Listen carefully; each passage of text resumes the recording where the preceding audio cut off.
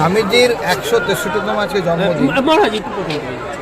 স্বামীজির 163তম জন্মদিনে ব্যারাকপুর রামকৃষ্ণ বিবেকানন্দ মিশন আজকে আমাদের অনেকগুলো প্রোগ্রাম আছে। প্রথম প্রোগ্রাম হলো যে আমরা এই জাতীয় পতাকা উত্তোলন করলাম, কারণ স্বামীজি হচ্ছেন Netaji Gandhiji the four father, তার থেকেই তারা সৃষ্টি হয়েছে, তার থেকে তো অনুপ্রেরণা পেয়েছে।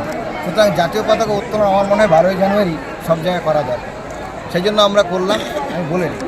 সেকেন্ড হলো যে আমাদের মিশনের 50 বছর পূর্তি চলছে, তো তার আজকে অনুষ্ঠান শুরু হলো, কারণ স্বামীজিকে কেন্দ্র করেই আমাদের মিশন।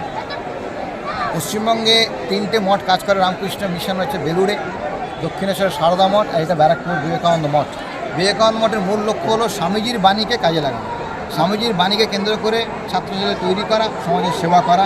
তার মূল কথা হলো শিব জ্ঞানের জীবসেবা, দুস্থ মানুষের সেবা, জাতি ধর্ম বর্ণ নির্বিশেষে।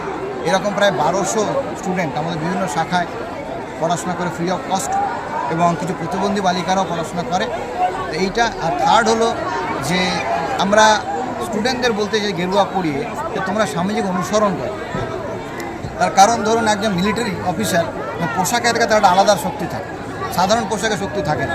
স্বামীজির পোশাকে আমরা তাদেরকে দিলাম যে তারা স্বামীজির পোশাকের যে গুরুত্ব, তার যে ত্যাগের মহিমা, সেটা বুঝতে পারে। এবং এটা ভারতবর্ষে প্রথম যে পোশাকে পরে কখনো র্যালি হয়নি। তো আমি আশা করব এর একটা প্রভাব সমাজে পড়বে এবং সমাজের সর্বত্র এই ধরনের একটা উদ্যোগ নেওয়া হবে।